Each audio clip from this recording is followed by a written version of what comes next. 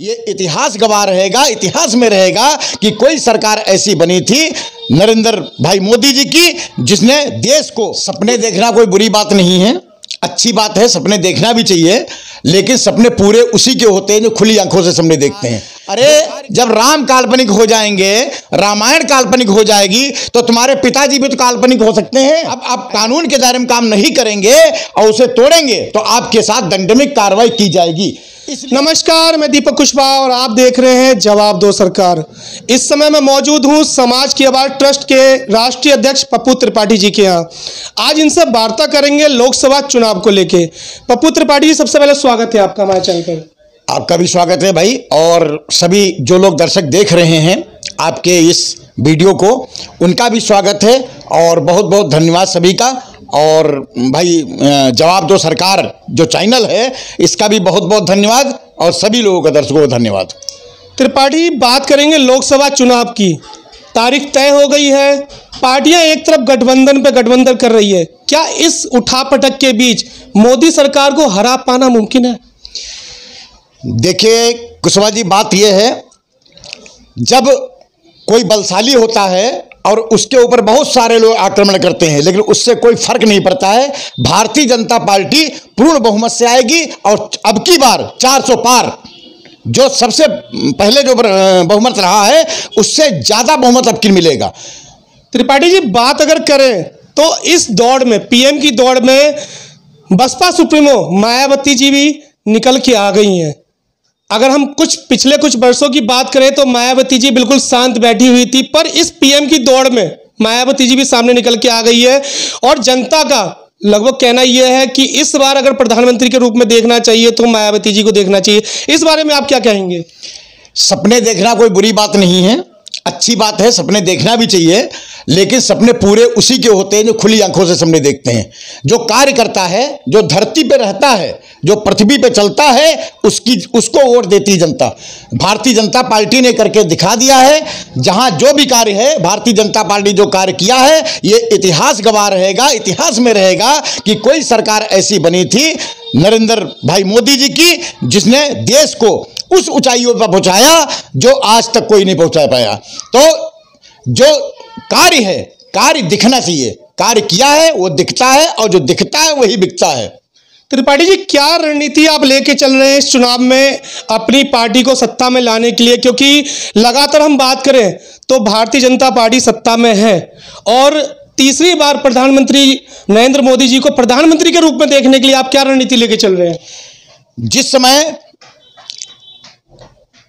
हनुमान जी लंका से आए थे संदेश लेकर के, तो उसके पीछे कोई आया दूत और बोला कि भाई वहां देखो जाकर क्या होता है। यहां भारतीय जनता पार्टी की कोई रणनीति नहीं है, इसने काम किया है जमीन पर और जो काम करेगा उसी की सरकार बनेगी। वो काम करके दिखाया है, चाहे राम मंदिर का मुद्दा हो, चाहे धारा 370 का मुद्दा हो, और चाहे राशन का मुद्दा हो या कोई भी मुद्दा हो, विकास ही विकास चारों तरफ दिख रहा है।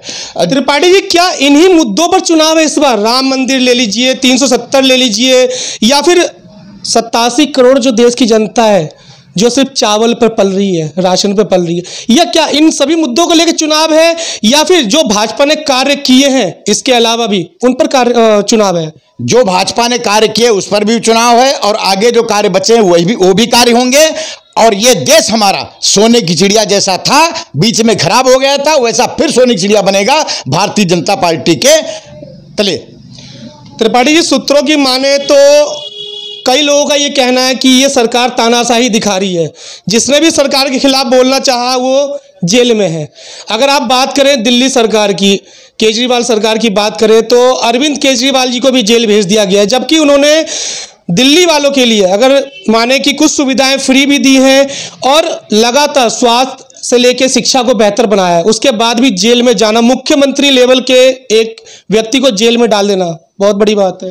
देखिए, ये जांच का विषय है, ये ईडी जांच कर रही है इसका, और सीबीआई भी जांच करने के लिए बोल रही है। सीबीआई जांच कर रही, ईडी जांच कर रही है, ये जांच का विषय, इस पर कुछ भी बोलना बेकार है। बाकी रही विकास की बात, विकास खूब हो रहा है। और जो आदमी कहता तानाशाही की बात, तानाशाही उसी के है। डिसिप्लिन बहुत जरूरी है। अगर डिसिप्लिन नहीं होगी वहां कोई कार्य ठीक से नहीं चलेगा। डिसिप्लिन यह है कि अगर आप रोड पे रेडी लगा रहे हैं तो रोड पर नियम नहीं है, आप मार्केट में लगाइए। मैं एक उदाहरण दे रहा हूं आपको। अगर आप कानून को दायरे में काम करेंगे, कानून बना किस लिए? कानून के दायरे में काम करने के लिए कानून बना हुआ है। अब आप कानून के दायरे में काम नहीं करेंगे और उसे तोड़ेंगे तो आपके साथ दंडनीय कार्रवाई की जाएगी। इसलिए वो लोग कहते हैं कि ये तानाशाही है। तानाशाही नहीं, ये तो कानून को पालन कराने के लिए तानाशाही नहीं रखी जा रही। ये आपको बताया जा रहा है कि आपके नियम है, इन नियम के अनुसार काम करिए। हमारी समाज की आवाज ट्रस्ट के द्वारा पूर्ण रूप से भारतीय जनता पार्टी का समर्थन करेगी। और भारतीय जनता पार्टी से अच्छी कोई भी पार्टी नहीं है और कोई भी सरकार इतना अच्छा नहीं चला रहा है, कोई भी कार्य इतनी अच्छा नहीं कर रहा है जितना भारतीय जनता पार्टी कर रही है। इसलिए हमारी पूरा समाज की आवाज ट्रस्ट भारतीय जनता पार्टी के साथ है और इस चुनाव में उनके साथ पूर्ण बहुमत से जितवाने का कार्य करेंगे। अब की बार 400 पार। त्रिपाठी जी, इस दौड़ में, पीएम की दौड़ में राहुल गांधी भी है, मायावती जी भी, आप उनकी बात नहीं कर रहे। उन्होंने भी तो कांग्रेस से 70 साल राज किया, उसने भी देश को बहुत कुछ दिया है। तो इन लोगों की बात क्यों नहीं करते, इनसे उम्मीद क्यों नहीं करते आप? हमारा देश जो है धर्मनिरपेक्ष है और धर्म के ऊपर चलता है, वेदों पर ऊपर चलता है। रामायण, पुराण और हमारे यहाँ मंदिरों में जब घंटियां बजती हैं तो उसे ऊर्जा मिलती है। और जो पार्टियां आजकल हैं, आज देख ही रहे हो, किसी का नाम लेना बेकार है। कोई रामायण को गलत बता रहा है, कोई राम को गलत बता रहा है, काल्पनिक बता रहा है। अरे जब राम काल्पनिक हो जाएंगे, रामायण काल्पनिक हो जाएगी तो तुम्हारे पिताजी भी तो काल्पनिक हो सकते हैं। ऐसा क्यों नहीं सोच रहे हो? तुम्हारे पिताजी ने उसको माना, रामायण को, तुम्हारे पिताजी ने वेदों को माना, तुम्हारे पिताजी ने मंदिरों को माना, और आप कह रहे हो कि वो नहीं है। तो फिर आप जब नहीं मान रहे हो तो अपने पिताजी को भी मत मानो, तुम्हारे पिताजी भी नहीं हो सकते वो। इसलिए हमारा देश में जो धार्मिक बात करेगा, धर्म के अनुसार चलेगा, वो हमारा राजा है और वही देश में राज करेगा। चलिए त्रिपाठी जी, ये तो रही चुनाव की बात।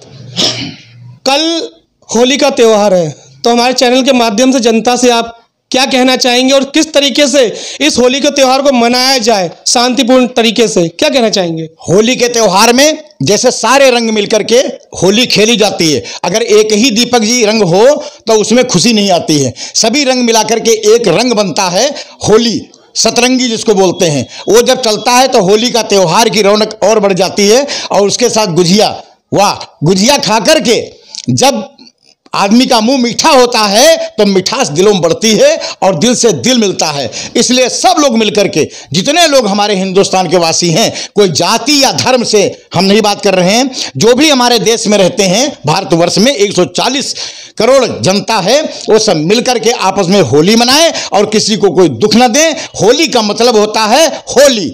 आज तक जो भी हुआ वो हो गया। अब आज से हम सब एक होकर के, एकजुट होकर के भारतवर्ष को आगे बढ़ाएंगे और एक नया इतिहास बनाएंगे। इस तरीके से होली मना करके लोगों को हम बताएंगे कि हम ऐसे होली मनाते हैं, कहीं लड़ाई नहीं, झगड़ा नहीं, शराब नहीं, सेवन नहीं, सिर्फ गुजिया से और मेवा से होली मनाएंगे हम। ये होता है होली का त्यौहार। तो अभी आपने सुना समाज की आवाज ट्रस्ट के अध्यक्ष पप्पू त्रिपाठी जी के विचारों को और जनता से जो इन्होंने कहा है कि होली के त्यौहार को शांतिपूर्ण तरीके से मनाएं। मैं दीपक कुशवाहा और आप देख रहे थे जवाब दो सरकार।